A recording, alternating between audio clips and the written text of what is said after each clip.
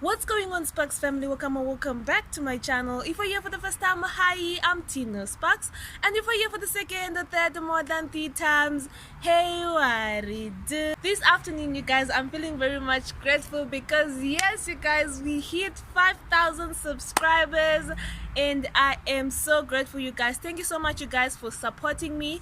Thank you guys for liking my videos. Thank you guys for commenting and engaging with me in the comment section. In that way I get to know what kind of content that you want me to be sharing with you on this channel. Okay, you guys already know that I have been in South Africa for such a long time, and in today's video, you guys, I'm gonna be sharing with you things that I wish I knew before moving to South Africa. And yes, you guys, the things that I'm gonna be sharing today are only from opinion. If you have other opinions that you might have experienced as a foreigner or as a South African, then yes, please feel free to comment in the comment section down below, because on this channel, you guys, it's all about learning, it's all about bringing the best of South Africa, it's all about bringing Africa to the world, baby. Without further ado, let's get right into the video.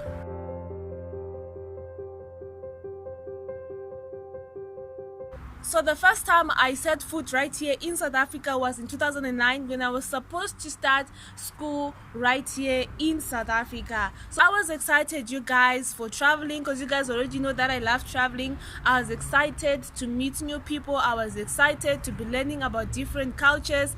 But then there was just one worry that didn't set well with me. You know, when you move to a different country, when you move to a different place, there is always that language barrier associated to it. I'm sure you guys can relate when you move from one part of the country where people speak a different language to another part of the country where they speak a different language, you guys. So that was the worry for me, and the first thing that I wish I knew before moving to South Africa is that language is not a barrier. One good thing about being a Zimbabwean coming to South Africa is that we all speak the Bantu language. You guys already know the Bantu language. I'll give a description right here. But you have countries like Zimbabwe, you have countries like Zambia, you have countries like Malawi, we have countries like Kenya. You guys, these people speak the Bantu language, and if you listen closely, you guys, you are able to pick a word or two. You're able to pick a word or two from whatever they're saying. So first of all, I thought that language was gonna be a barrier when I moved to South Africa, but then as long as you're speaking these Bantu languages, you're able to pick a word or two from these languages. For example, in Shona we call a chicken huku, and from my understanding, the Tsonga people, the Shangani people, also call the chicken huku. So if somebody says something about huku, you're able to pick that up because that is what you call that in your language. So that is the beauty of the Bantu languages. I wish I knew that before moving to South Africa, because that I was a bit scared about. And then I got to understand that language is not really a barrier in Bantu language speaking countries. That could have made my experience more comfortable, my experience of traveling to South Africa more pleasurable. Another thing that I wish I knew before moving to South Africa is all about dressing. No one is going to care about how you dress or what you're wearing or for what occasion you're wearing that outfit for. So back home in our country, dressing plays a very important role in the society. It plays a very important role on how you were raised, the kind of person that you are. Basically, we can't put a blame to it, or we can't put a shame to it, because it is what builds Zimbabwe. It is who we are. So yes, you guys, we have accepted the fact that if you're an older woman, you are expected to be wearing some decent clothes. You're expected to be wearing long skirts. You're expected to be covering your armpits in Zimbabwe, and you can never find ugogo wearing some pants. You can never find ugogo wearing some shorts. You can never find sekuru. Sekuru is mkulu. You can never find mkulu wearing some shorts and going around, because we as Zimbabweans respect the elders, respect covering their bodies. That's just how it is. So then now I come to South Africa and I see a whole shift in dressing. I see anyone can wear anything however they want to.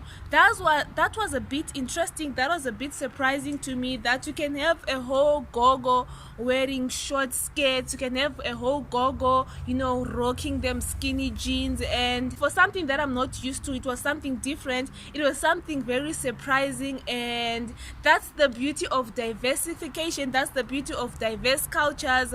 And that's one of the things that I wish I knew before moving to South Africa. So when I started school in 2009, you guys, I had a whole long skirt uniform. You know, in Zimbabwe, in most schools, you're supposed to wear your school uniform right at the knee or right below the knee. So now when I come to South Africa, I buy my decent uniform, I'm ready to start school, and guess what?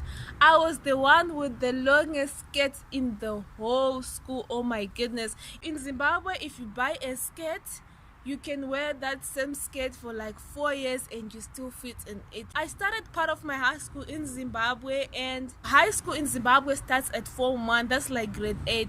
If I tell you right now that I still fit my dress from Form 1, from grade 8, you think I'm joking. That's how serious the issue of dressing is in Zimbabwe. So when I started my high school right here in South Africa, you guys, I was shook that everyone else had a shorter skirt than me, you guys, and it was a very bit disturbing. I wish I knew that South Africans wear shorter skirts in school, then I wouldn't be able to feel out of place. But you guys already know the drill. If you've been to high school and your parent has bought a bigger skirt for you, you know what you do? We crop it. How we crop it, you guys, is we just fold up the waist until your skirt is short enough, and then you are good to go. So yes, you guys, that's how I survived through high school. I folded up my skirt to match the length of the skirts of all the other girls in the school.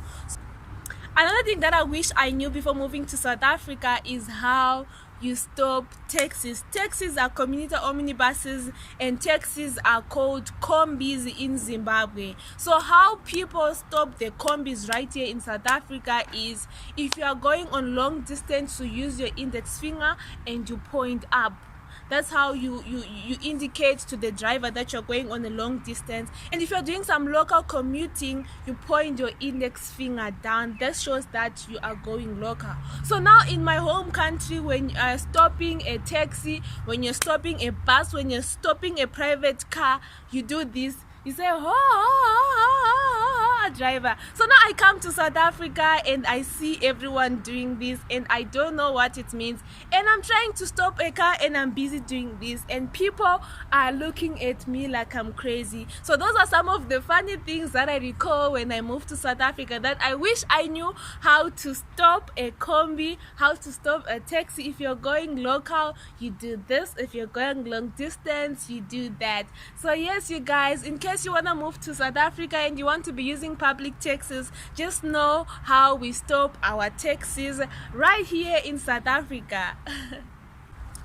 So you guys, I've been recording the whole time and I had not plugged in my microphones, so now I hope that the sound is better and enhanced. Oh my goodness. So another thing that I wish I knew before coming to South Africa is that South Africans and restaurants, they have a tipping culture. So basically, in South Africa, if you're working in a restaurant, you get your commission and you get to add to your salary with the tips that come in from people.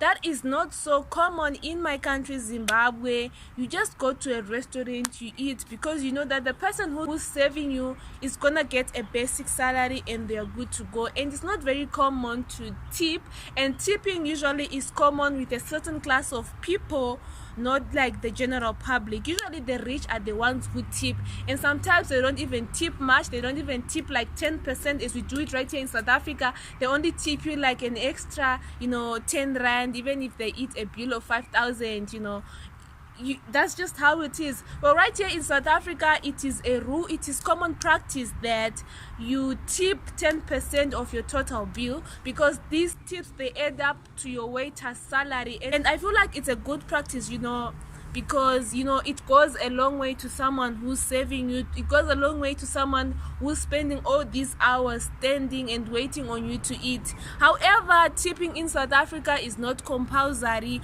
but it's just common practice that South Africans have managed to do religiously. Okay, So the last one, this is a bit sensitive, but then again, this is from my experience. You are free to share your experience in the comment section down below. So in my country, if you're in the CBD and somebody tries to snatch something from you, the moment that you shout out for help, like Mbava, Mbava is a Shona word for a thief. So the moment you shout out Mbava, you get attention from everyone in the CBD, and then before you know it, people start running after the person who has stolen from you, and then you get caught.